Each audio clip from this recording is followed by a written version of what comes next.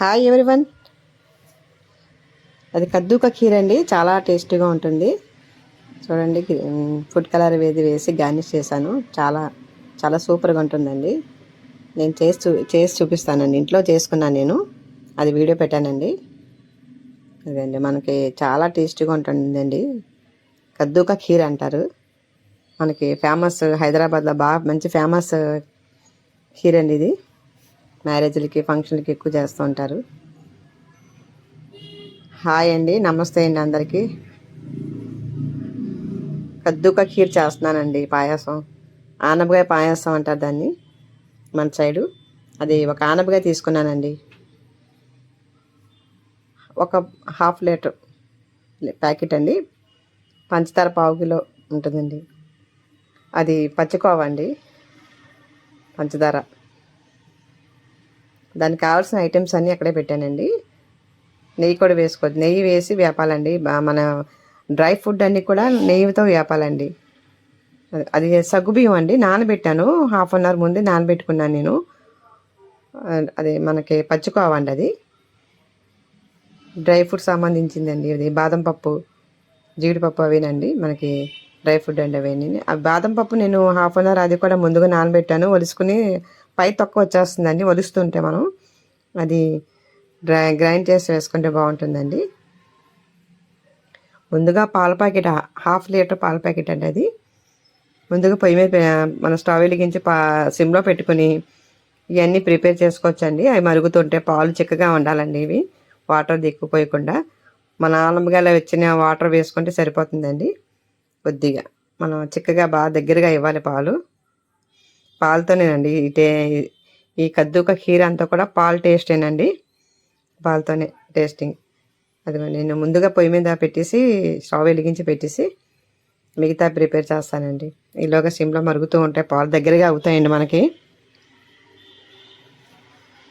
అండి. కొద్దిగా కొద్దిగా 2 చుక్కలు వేసుకొని బాగా చిక్కగా మరగాలి కదండి, దగ్గరికి సరిపోతుంది. ఇదిగోండి, పాలు పెట్టానండి. ఫస్ట్ ముందుగా ఆనపకాయ సగం తీసుకుంటానండి, హాఫ్ సరిపోతుంది నాకు. హాఫ్ లీటర్ పాల ప్యాకెట్కి హాఫ్ సరిపోతుందండి.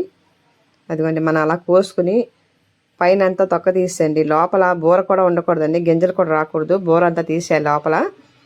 నేను లోపల బూర తీసేసి మనం తురిమేసుకోవాలండి. అది కొబ్బరి తురిమేది ఉంటుంది కదండి మనకి, మనం క్యారెట్ అది తురుముకుంటుంటాం, దాంతో తురిమేసుకోవాలి బాగాను. గింజలు రాకూడదండి. లోపలంతా బూర అంతా తీసేయాలండి. అలాగా లోపల ఏమి గింజలు ఉండకూడదండి మనకి. నేను సగం తీసుకున్నాను, హాఫ్ తీసుకున్నానండి. ఆనపకాయలో హాఫ్ లీటర్ పాల ప్యాకెట్, హాఫ్ ఆనపకాయ తీసుకున్నానండి. అది 4 ముక్కలు నేను అలా చేసుకున్నాను. తురిమే దాంతో మన గింజలు రాకుండా లోపల బూర అంతా తీసి తురుముతానండి. ఆ తురిమేటప్పుడు కూడా మనం జాగ్రత్తగా తురుముకోవాలండి. అది కానీ తురిమేదండి, అది మనకి క్యారెట్, బీట్రూట్ తురుముకున్నట్టు తురిమేసి సన్నగా రజంలాగా వస్తుంది కదండి. అదిగోండి, మనం చేతులు జాగ్రత్తగా చేసుకోవాలి. అవి చేతులు కట్ అయిపోతూ ఉంటాయండి, జాగ్రత్తగా చేసుకోవాలి. బాగా సన్నంగా రావాలండి. అదిగండి, మన చేతిలో ఆ చిన్న ముక్క కూడా చిన్న చిన్న ముక్కలాగా తీసి వేసేయాలండి, లేదంటే ముక్కలాగా ఉండిపోతుంది. అది మొత్తం అంతా హాఫ్ ఆనపకాయ అండి, అది కద్దు అండి. అది మనం గట్టిగా పిండి వాటర్ తీసుకోవాలండి. దేంట్లోనో వాటర్ తీసుకుని అదిగోండి గట్టిగా, ఆ వాటర్ కూడా వేస్ట్ అవ్వకుండా మనం పాలలో వేసుకోవాలండి. అది దాంతోనే టేస్ట్ అటండి. అది మొత్తం గట్టిగా పిండి పచ్చివాసన అది లేకుండా మనం ఆనపకాయ తీసుకెళ్ళి పైన ఆరబెట్టుకోవాలండి 10 నిమిషాలు. లేదంటే గాలిలో కొంచెం మనకి ఫ్యాన్ గాలి కిందనే వేసుకోవచ్చు, పైన ఆరబెట్టుకోవచ్చు అండి.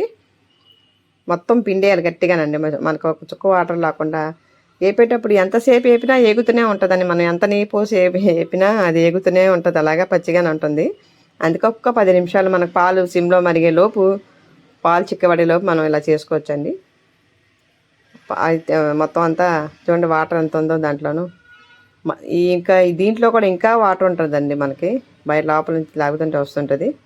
గట్టిగా పిండే కొలది వాటర్ వస్తుందండి. ఆ వాటర్ కూడా వేస్ట్ అవ్వకూడదు, మనకి పాలల్లో వేసుకోవాలండి.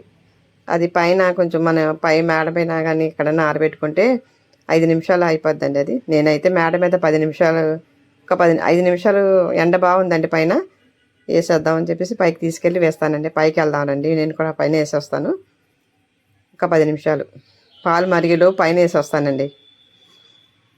పైకి వెళ్ళి ఆరిపెట్టేసి 10 నిమిషాలు పాలు సిమ్లో పెట్టుకుని ఈలోపు అన్నీ ప్రిపేర్ చేసుకునేలోపు మనకి అది ఆరిపోయి ఉంటుంది. చూడండి ఎలాగైపోయింది చూసారా. అంత ముద్ద తీసుకెళ్ళి వేస్తే అంత అయిందండి, అది గుప్పుడు అయిందండి మనకి. ఒక గుప్పుడు మొత్తం అంతా కలిపి గుప్పుడు అయింది చూడండి. ఇప్పుడు అది పాలలో వేసుకోవచ్చండి. ఇప్పుడు మొత్తం నేతిలో వేపించుకొని పాలలో వేసుకోవాలండి. ముందుగా మనం పాలలను సగ్గుబియ్యం ఉన్నాయి కదండి, సగ్గుబియ్యం నానబెట్టి ఉంచాను. అదిగోండి సగ్గుబియ్యం వేస్తున్నానండి. బాగా నానిపోయి ఉన్నాయి కనుక సరిపోతుంది, బాగానే మనకి తొందరగా అయిపోతుందండి. ఒక 1/2 అవర్ పైనే నానబెట్టాను, ముందు నానబెట్టేసి ఉంచానండి. అది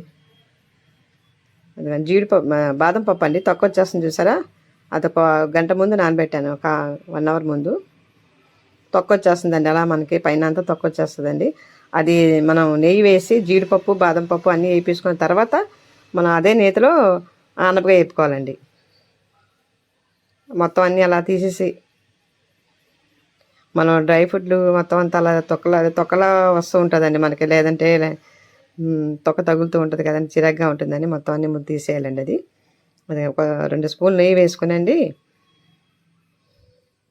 డ్రై ఫ్రూట్ అంతా అందరూ వేపేసుకోవాలండి. ముందుగా కొద్దిగా ఇది ముందు వేపేసుకొని మనం అదే నేతిలో ఆనపగా వేసుకోవచ్చండి. మనం తురుముకుని ఉంచుకున్న ఆనపగా ఉంది కదండి, పక్కన పాలు మరుగుతున్నాయండి, అవి ఎలా మరుగుతూనే ఉంటాయండి. మనకి ఎంత చిక్కగా మరిగితే అంత టేస్ట్గా ఉంటుందండి. ఇది మనకి బాదం పాలు టేస్ట్ కూడా పనికిరాదండి, అంత టేస్ట్గా ఉంటే పాలు మనం తాగుతూ ఉంటే స్పూన్తోను.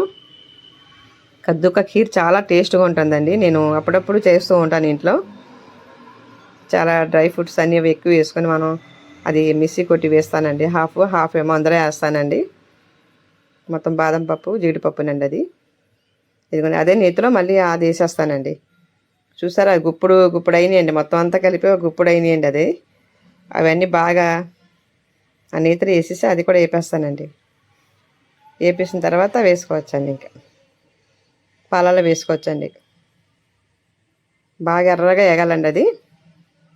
మనకి ఇంకా పచ్చివాసన పోదండి, ఏగుతూనే ఉంటుంది. అలా మనకి ఆరబెట్టాను కనుక అలా ఉందండి అది. లేదంటే ఇందాక చూసారు కదా పచ్చిగా ఎలా వచ్చిందో వాటరు అందులోంచి. ఇది మనకి బాగా ఎగుతుందండి, ఎర్రగా ఎగిపోవాలి ఇది. ఇది ఎగేలోపు పాలు దగ్గరగా మరుగుతూ ఉంటాయండి. పచ్చిగా ఉంటుందండి. ఇంకా అది ఎంత వేపినా మనకి ఎగుతూనే ఉంటుంది అలాగా. బాగా ఎర్రగా ఎగాలండి అది, పచ్చివాసన పోయేదాకా ఆపాలండి, లేదంటే పాలలో మనకి బాగోదండి. అది నెయ్యి వేసి మళ్ళీ వేపుతూ ఉండాలండి. అలాగా ఎర్రగా ఎగితే బాగుంటుందండి, టేస్ట్ బాగుంటుంది. మనకి నీతిలో ఎగుతుంది కదండి, బాగా బాగుంటుంది. ఇవి ఎక్కువ మనకి ముస్లిమ్స్ మ్యారేజ్లో వేస్తారండి, ఫంక్షన్లో వేస్తుంటారు. హైదరాబాద్ సైడ్ ఎక్కువ ఫేమస్ కద్దుక ఖీర్ అంటే మంచి ఫేమస్ అండి. ఇది ఇళ్ళలో చేసుకుంటే చాలా టేస్ట్గా ఉంటుందండి. మనకి సేమియా పాయసం కంటే బాగా టేస్ట్ అండి ఇది. ఎందుకంటే దీంట్లో మనం పచ్చికోవ వేస్తాం, బాదం పొడి వేస్తానండి. ఇవన్నీ చాలా ఎలా మనం బాదం పాలు తాగితేనే ఎంతో టేస్ట్గా ఉంటుంది. ఇంకా ఈ కద్దుక ఖీర్ చూడక్కర్లేదండి, అది మనకి లోపల అంటుకోకుండా మనం కలుపుతూనే ఉండాలండి. కొంచెం అది మరిగే కొద్ది టేస్ట్ వస్తుందండి. అలాగే మనం దీంట్లో పచ్చికోవ వేసుకుంటాం కదండి, ఆ వాటర్ అండి, గానబగా వాటర్ అండి అది. ఆ వాటర్ కూడా అందరూ వేసేయాలి, అది కూడా టేస్ట్ అండి. అది కూడా పారబోయకూడదు అన్నారు. మా సిస్టర్ వాళ్ళు చేస్తూ ఉంటారండి ఎక్కువగా ఇంట్లో. జీడిపప్పు సగం తీసుకుని గ్రైండ్ చేస్తానండి. హాఫ్ మాత్రం మనం అందరూ వేసుకోవచ్చండి. మళ్ళీని ఇదిగోండి చితకబత్త కొంచెం అలాగా మిక్సీలా వేసేసి ఒక రౌండ్ అలా వేసానండి. బాగా పొడుగు కాకుండా చితకబత్తగా మన నోటికి తగిలేలాగా టేస్టీగా ఉంటుందండి. అలాగా ఈలోగా అది చూసారా ఎర్రగా అయిపోయింది మనకి, అది బాగా ఎర్రగా ఎగిపోయిందండి, సరిపోతుంది. అలాగా ఇంకా చేసామంటే మాడుతుందండి లోపల. ఎందుకండి పచ్చివాసన పోయి బాగా నేతిలో ఎగిపోయి ఆరబెట్టాను కనుక అలాగన్నా ఉందండి. ఇంకా పచ్చిగా అయితే 10 నిమిషాలు ఎగుతూనే ఉంటుందండి మనకి, ఎంతసేపు వేపినా ఎగుతూనే పచ్చిగానే ఉంటుంది. ఇంకా నేను పాలు పెట్టుకుని 10 నిమిషాలు పైన వేసాను కనుక ఎండలో ఆరి కొంచెం మనకి అలా దగ్గరగా అయిందండి. ఇప్పుడు అదండి మొత్తం పొడి కూడా వేస్తానండి, బాదం పొడి. దీంట్లో పచ్చికోవా వేస్తానండి. అన్నీ వేసుకోవచ్చండి. ఇంకా దగ్గరగా అయిపోయి చాలా టేస్టీగా ఉంటుందండి. ఇదిగోండి, మనం కలుపుతూనే ఉండాలి, అడుగట్టకుండా ఉంటుందండి. అడుగట్టకుండా కలుపుతూ ఉండాలి. లోపల పాలు చిక్కబడుతూ ఉంటాయండి. చిక్కబడే కొలది మనకి పాలు ఎంత టేస్ట్గా ఉంటాయండి, చిక్కబడే కొలది పాలు. అందులో ఇన్ని ఐటమ్స్ వేస్తాం కదండి, ఇంకా చూసుకోండి చాలా టేస్ట్గా ఉంటుంది. పాలు నోట్లో అది పచ్చికోవండి, అది పక్క తీసి అదంతా పచ్చికోవానండి. దానికి నాకు 5-6 స్పూన్లు పడుతుందండి. ఒక 1/2 లీటర్ పాలు కదండి, అది 100 గ్రాములన్నా పడుతుందండి పచ్చికోవ. ఇంకా నాకు తక్కువ అయినట్టు అనిపిస్తుంది, ఇంకా కొద్దిగా వేస్తానండి మళ్ళీ. ఇదండి బాగా దగ్గరగా చిక్కబడుతుందండి. అలా మనం కలిపే కొలది చిక్కబడుతూ ఉంటుంది. పాలు చిక్కబడే కొలది మనకి టేస్ట్ దిగుతుందండి అందులో. చిక్కబడిపోతుంది. 10 నిమిషాలు ఆగితే మనం పలచగా ఉన్నప్పుడు దింపుకోవాలండి. దగ్గరగా అయిపోవాలి, చిక్కబడుతుంది అది. మనం ఇక్కడ యాలక్కాయల పొడి వేసుకోవచ్చు. అదిగోండి పచ్చికోవ, అది కూడా పచ్చికోవ అండి, సరిపోతే కొద్దిగా వేస్తున్నాను మళ్ళీ. కొద్దిగా వేసుకుంటే సరిపోతుంది. 100 గ్రాముల పైన పట్టిందండి నాకు. అది యాలక్కాయల పొడి అండి, యాలక్కాయల పొడి కూడా వేసుకోవచ్చండి. ఇప్పుడు అన్నీ వేసేసుకోవచ్చండి. పంచదార దగ్గరగా అయిపోయాక పంచదార లాస్ట్ని వేసుకోవాలండి, ముందు వేసుకోకూడదు. లాస్ట్ని దింపే ముందు పంచదార వేసుకుని దింపేసుకోవాలండి. దగ్గరగా అయిపోయిన తర్వాత పంచదార వేస్తానండి, ముందు పంచదార వేయకూడదండి. మన సేమియాలో కూడా మనం సేమియా పాయసం కూడా లాస్ట్ని వేసుకుంటాం కదండి, అంతే ఇది కూడా.